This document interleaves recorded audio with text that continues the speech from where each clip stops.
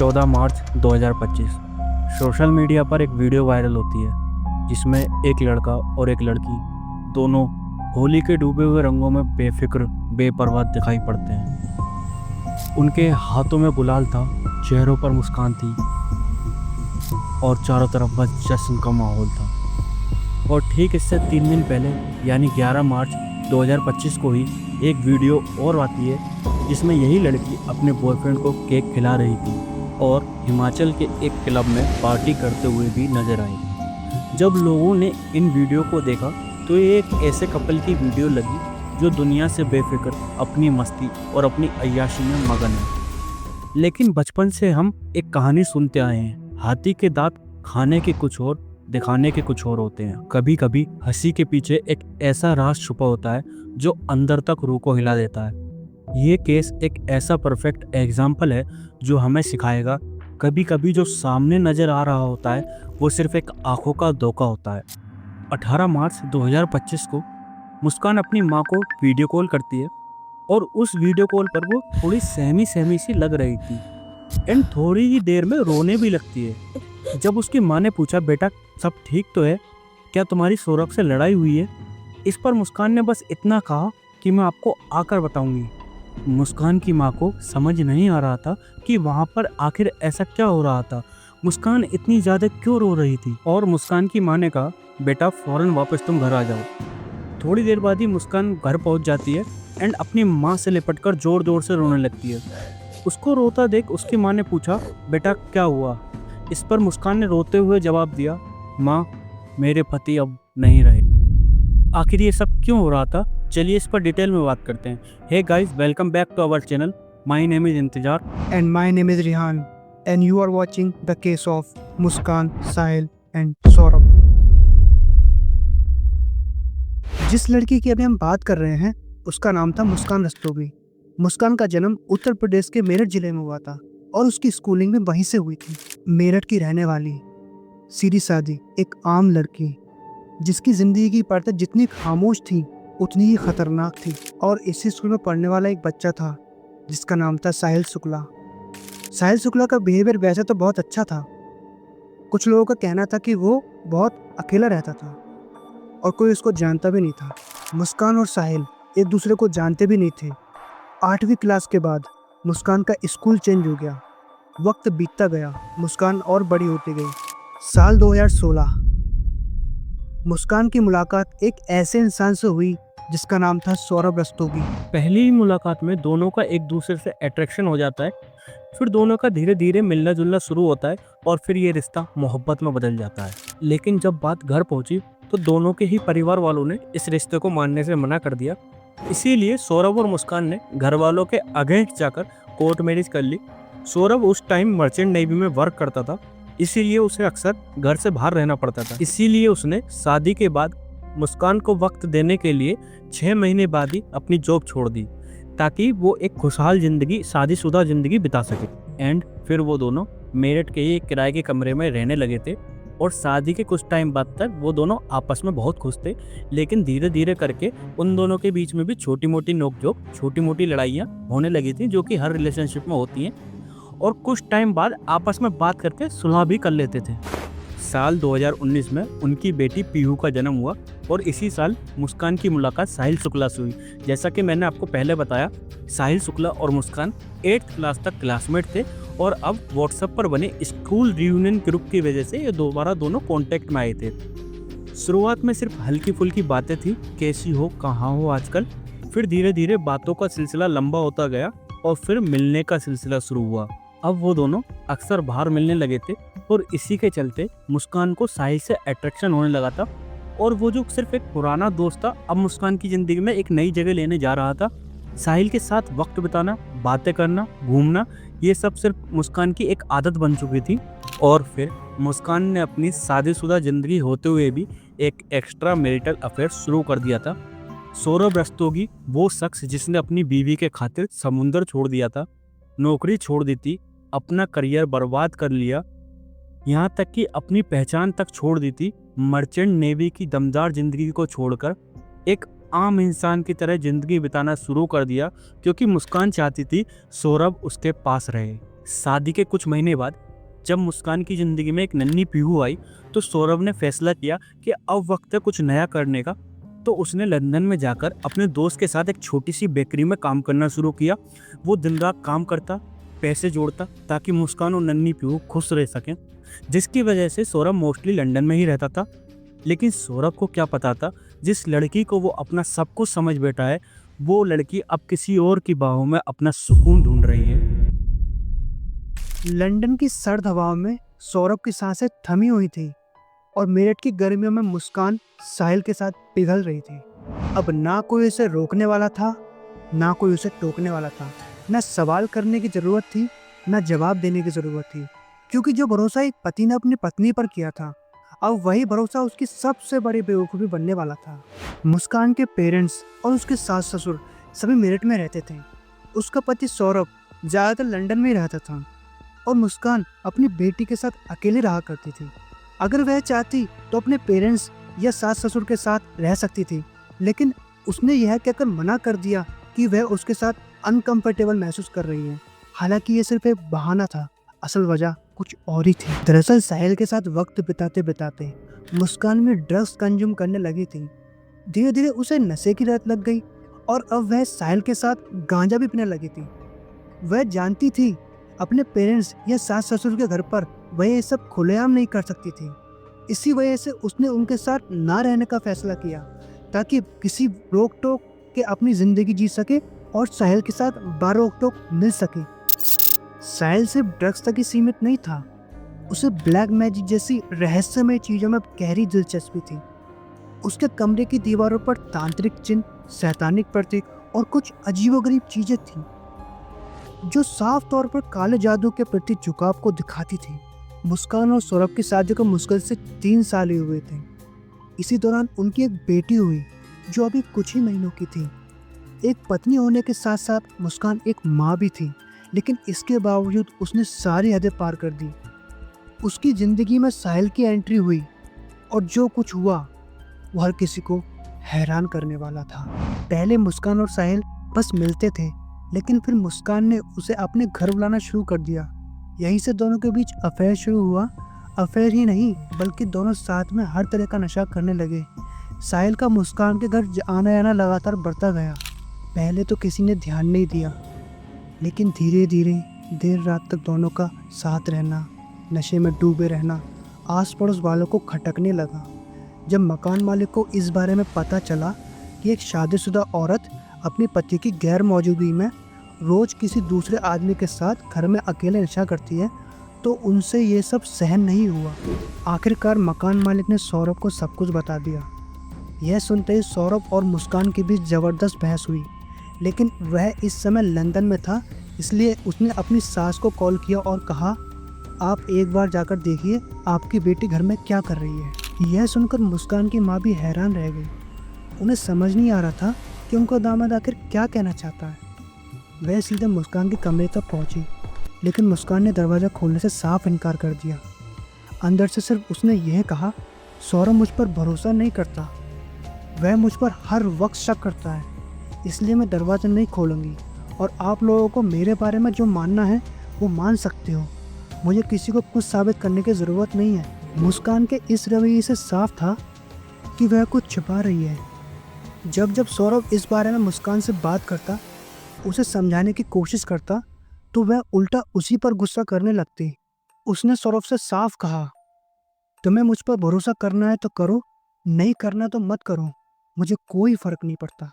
इतना ही नहीं, उसने अपने इस रवैये को जताने के लिए अपने इंस्टाग्राम बायो में साफ साफ लिख रखा था, आई लव माई सेल्फ, दुनिया मेरे बारे में क्या सोचती है आई डोंट केयर, मैं वही करूँगी जो मुझे करना चाहिए और मुझे कोई रोक नहीं सकता। एंड गाइज, एक बहुत इंपॉर्टेंट बात साहिल के बारे में यहाँ पर यह भी है, साहिल अपने मोम को बहुत ज़्यादा प्यार करता था, बट सडनली उसकी मोम की डेथ हो जाती है। अब साहिल के पास उसकी माँ नहीं थी और वो अपनी माँ को देखने के लिए तरसता था। इसी वजह से वो और नशे की लत में पड़ गया, जिसका फ़ायदा मुस्कान ने उठाया। अब मुस्कान क्या करती है, उसने साहिल की मॉम के नाम से एक स्नैपचैट पर फर्जी अकाउंट बनाया। उस फेक अकाउंट से वो साहिल को मैसेज करती है उसको यकीन दिलाना शुरू करती है कि उसकी माँ का पुनर्जन्म हुआ है और अब वो मैसेज के थ्रू ही साहिल से बात करेगी। लेकिन ये सब मुस्कान इसलिए नहीं कर रही थी कि वो साहिल को अच्छा महसूस कराना चाहती थी, बल्कि उसके माइंड में कुछ और चल रहा था। साहिल की माँ बन के मुस्कान साहिल को मैसेज लिखती है कि मुस्कान बहुत अच्छी लड़की है, तुम्हारा ख्याल रखेगी, तुमको खुश रखेगी, उसको कभी धोखा मत देना, उसकी हर बात मानना। और वो कहती है मुस्कान ही तुम्हारे लिए एक परफेक्ट लड़की है, तुम्हें उसी से शादी करनी चाहिए। लेकिन मुस्कान यहीं नहीं रुकी, उसने आगे लिखा कि मुस्कान से शादी करने के लिए तुम्हें उसके पति यानी सौरभ को मारना होगा। और ये सब बातें सुनने के बाद अब साहिल को भी लगने लगा कि सौरभ को मारने के बाद मुस्कान सिर्फ उसकी होगी, उन्हें रोकने वाला कोई नहीं होगा। इसी बहकावे में आकर वो सौरभ की हत्या करने की साजिश में शामिल हो गया। और गाइज यहाँ पर एक पॉइंट ऑफ व्यू ये भी है, अगर मुस्कान चाहती तो सौरभ को डिवोर्स दे सकती थी और अपनी ज़िंदगी साहिल के साथ अलग से बिता सकती थी और तीनों आपस में खुश रहते। बट मुस्कान के माइंड में था कि अगर वो सौरभ को डिवोर्स देगी तो उसका नाम खराब होगा, और साहिल की कमजोरी का फायदा उठाते हुए उसने अपने ही पति को मारने का प्लान बना लिया था। अब एक दिन अचानक सौरभ ने मुस्कान से बात करते हुए उसको बताया कि वो अगले साल फरवरी में वापस मेरठ आ रहा है। इस खबर से मुस्कान बहुत ज़्यादा परेशान रहने लगी। उसे लगने लगा कि अब उसकी मनमानी, उसकी आज़ादी सब चली जाएगी और ना वो अब साहिल से मिल पाएगी, ना उसके साथ नशा कर पाएगी। इसीलिए उसने ये इरादा कर लिया कि अब वो अपनी इस मुसीबत को जड़ से मिटा देगी। और इसी के बाद मुस्कान ने सौरभ की मर्डर की प्लानिंग शुरू कर दी थी। मुस्कान ने साहिल को इस प्लान में किस तरह शामिल किया ये मैं आपको कुछ टाइम पहले बता चुका हूँ। एंड 22 फरवरी को मुस्कान ने 2 तेज धार वाले चाकू खरीदे। दुकानदार से ये कहा कि ये चाकू मैं चिकन काटने के लिए ले रही हूँ। और चाकू खरीदने के बाद वो एक डॉक्टर के पास भी गई, जहाँ उसने एंजाइटी का झूठा बहाना बना के डॉक्टर से दवाई ले ली थी। उनका प्लान ये था कि ये दवाइयाँ वो सौरभ के खाने में मिलाकर उसको बेहोश कर देंगे, उसके बाद वो उसको मारेंगे। एंड गाइस, कुछ रिपोर्ट्स का ये भी मानना है कि जो दवाइयाँ मुस्कान लाई थी उनकी क्वांटिटी कम थी, तो मुस्कान ने खुद ही इंटरनेट का यूज़ करके अलग अलग स्लीपिंग पिल्स के नाम खोजे और उन दवाओं के नाम प्रिस्क्रिप्शन के पर्चे पर खुद ही लिख दिए, क्योंकि ये दवाइयाँ ना बिना डॉक्टर के पर्चे के नहीं मिलती हैं। लेकिन उसकी राइटिंग को कोई पहचान ना ले, इसीलिए उसने उस प्रिस्क्रिप्शन की फ़ोटो खींच ली और फ़ोटो को मेडिकल स्टोर पर जाकर दिखाया। उसने वो दवाइयाँ भी वहाँ पर खरीद ली थी। एंड फिर वो दोनों एक उस्तरा और कुछ पोली बैग भी खरीद कर लाए। अब मुस्कान और साहिल ने एक ऐसी जगह तलाशनी शुरू की जहाँ पर वो सौरभ का मर्डर करने के बाद उसकी बॉडी को ठिकाने लगा सकूं। सौरभ को मारने के सारे प्लान सेट करने के बाद वो दोनों सिर्फ वही समय का इंतजार करने लगे। अब आता है 24 फरवरी 2025, जिस दिन सौरभ लंदन से भारत लौटा। सौरभ अगले दिन पढ़ रहे मुस्कान के जन्मदिन मनाने के लिए काफ़ी एक्साइटेड था, लेकिन मुस्कान तो उसे अपने जन्मदिन के दिन ही मौत के घाट उतारने के लिए तैयार थी। इसीलिए उसने स्लीपिंग पिल जो लाई थी उसका पेस्ट बनाकर मिक्सचर बनाया और उसको सौरभ की ड्रिंक्स में मिला दिया। लेकिन इत्तेफाक सौरभ ने उस दिन वो ड्रिंक पी ही नहीं, इसी वजह से मुस्कान का वो प्लान फेल हो गया था। अब मुस्कान का पहला प्लान फेल हो चुका था, तो मुस्कान और साहिल ने दूसरा प्लान बनाया। दिन था 3 मार्च। सौरभ अपनी माँ रेणु देवी के घर से लौट रहा था, तो उसकी माँ ने जो लौकी के कोफ्ते सौरभ के लिए बनाए थे उसको पैक करके दे दिए और ये कोफ्ते लेकर सौरभ अपने घर वापस आ गया, जहां वो अपनी पत्नी के साथ किराए के मकान में रहता था। मुस्कान को नजर आ चुका था कि इससे अच्छा मौका अब उसको नहीं मिलेगा। उसने तुरंत घर से आई सौरभ की फेवरेट कोफ्तों की सब्जी में स्लीपिंग पेस्ट मिलाकर उसको दे दिया और सौरभ ने उसको खाने के बाद वो बेहोश हो गया था। अब सौरभ बेहोश हो चुका था, तो मुस्कान ने साहिल को अपने घर बुलाया और वो दोनों पहले सौरभ के कमरे में गए। वहां पर सबसे पहले मुस्कान ने चाकू से अपने ही पति पर बहुत बार वार किया।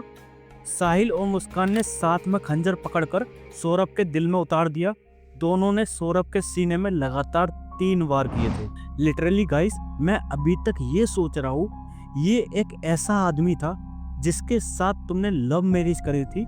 अपने घर वालों से लड़के ये आदमी तुम्हारे लिए बाहर देश में रहकर पैसा कमाता था और इसी आदमी के साथ तुम्हारा एक बच्चा भी था, और सिर्फ साहिल जैसे एक आदमी के लिए तुमने अपने पति को मार दिया। लेकिन साहिल और मुस्कान अब जो करने वाले थे वो दिखाएगा कि कैसे लोगों के बीच में इंसान के रूप में हैवान घूम रहे थे। साहिल सौरभ की बॉडी को घसीटकर बाथरूम में ले गया और इसके बाद इन दोनों ने मिलकर सौरभ के 15 टुकड़े किए। पहले उसने सौरभ का सर धड़ से अलग किया, फिर दोनों कलाइयाँ काट दी। चाकू से बॉडी के 4 टुकड़े कर एक पॉली बैग में सर और दोनों कलाइयों को भर दिया और धड़ को बेड के नीचे स्टोरेज में रख दिया। उसी बेड पर मुस्कान रात को चैन की नींद सोई, जिसके नीचे सौरभ की सर कटी लाश थी। ऐसा काम किसी इंसान का तो नहीं हो सकता। रात के 3 बजे साहिल सौरभ का कटा हुआ सर और दोनों कलाइयों से भरा बैग अपने घर पर ले गया। एंड गाइस, तुम्हें सुनकर भरोसा नहीं होगा साहिल के घर पर कैसी भयानक चीजें थी। साहिल जहाँ रहता था उस रूम के अंदर एक शैतानी पिक्चर थी। पिक्चर के आसपास 6 डिजिट बने हुए थे। अचानक पता नहीं साहिल को क्या हुआ, वो अगली सुबह यानी 4 मार्च को वापस से वो पॉली बैग लेकर मुस्कान के घर आ गया। और इसके बाद उनका सबसे पहला प्लान ये था कि वो सौरभ की बॉडी को मल्टीपल पार्ट में काटकर उसे पॉलिथीन में डालकर कहीं सुनसान जगह पर फेंक देंगे। लेकिन फिर बाद में उन लोगों ने प्लान को चेंज कर दिया, क्योंकि उन्हें डर था कि कहीं उनके पड़ोसी उनको देख न ले। फिर उन दोनों ने मिलकर एक नया आइडिया बनाया। मुस्कान ने बाजार से मात्र 1100 रुपये में गेहूं रखने के बहाने एक ब्लू कलर का ड्रम खरीदा और उस ड्रम को लेकर वो घर पर आ गई। उसके बाद वो सीमेंट का कट्टा और लेने गई थी। सभी चीज़ें इकट्ठा करने के बाद साहिल ने सबसे पहले उस ड्रम में सीमेंट का खोल बनाया एंड फिर उन्होंने सौरभ के बॉडी के 15 टुकड़ों को एक एक करके उस सीमेंट भरे ड्रम में डाल दिया और ड्रम को बंद कर दिया। बॉडी को ठिकाने लगाने के बाद उन्होंने किसी होम डिलीवरी ऐप से 10 किलो ब्लीच मंगाया और उस 10 किलो ब्लीच से उन्होंने पूरे घर की सफाई कर दी ताकि उनके खिलाफ कोई सबूत बाकी ना रहे। गाइस, ये सब करने के बाद एक नॉर्मल इंसान डर में जीता है कि कहीं उसको पुलिस न पकड़ के ले जाए, या उसको ऊपर वाले का खौफ होता है, इसलिए वो छुपने की कोशिश करता है।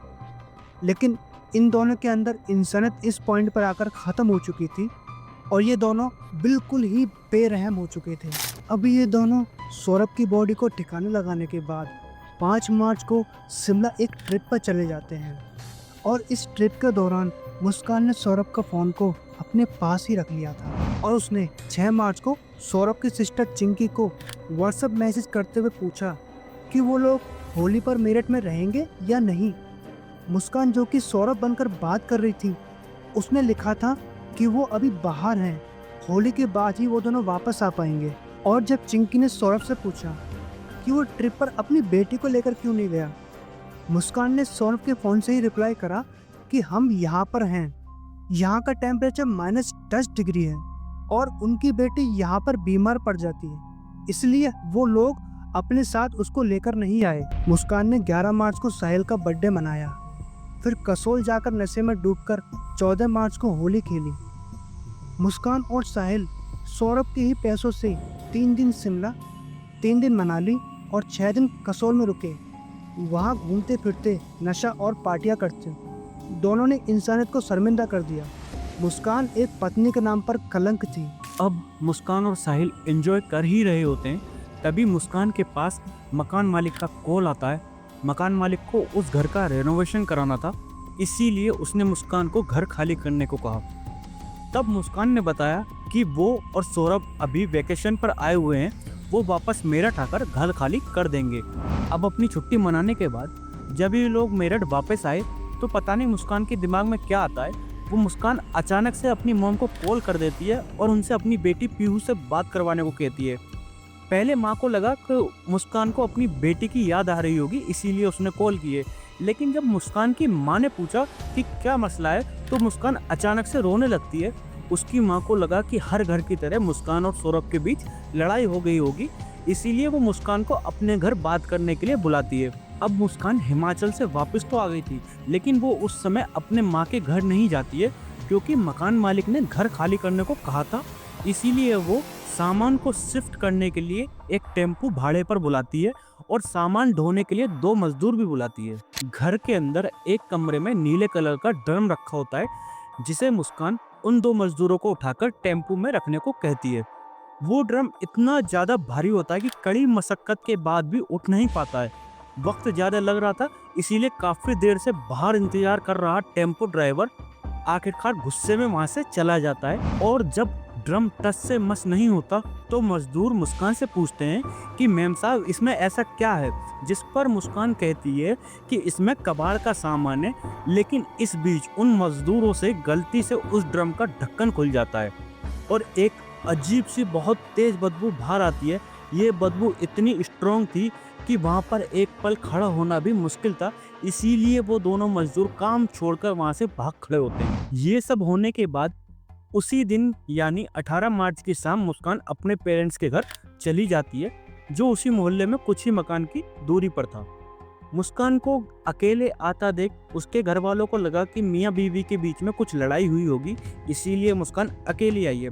लेकिन जो मुस्कान कहने वाली थी उसे सुन के घर वालों के पैरों के तले जमीन खिसकने वाली थी। मुस्कान फूट फूट कर रोने लगती है और कहती है कि सौरभ अब इस दुनिया में नहीं रहे।